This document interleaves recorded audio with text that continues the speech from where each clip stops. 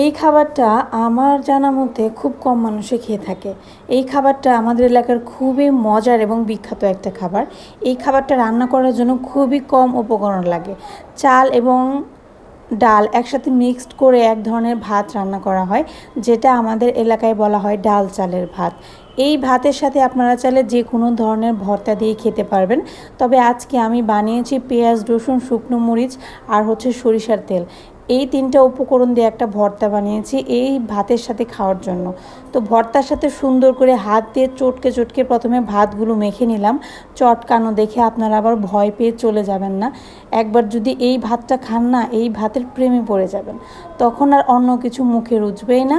সত্যি কথা বলছি, ভাতটা খেতে এত মজার। তো আমি সুন্দর করে বেশি করে চটকে চটকে ভাতটা মেখে আমি এবং আমার বর দুজনে মিলে পেট ভরে খেয়ে ফেললাম সকালের নাস্তা। এইদিকে দুপুরবেলার রান্নাবান্নার দায়িত্ব দিয়েছি মায়ের হাতে। তো মা এখানে ডিম রান্না করবে, তার জন্য ডিমের খোসা ছাড়াচ্ছে।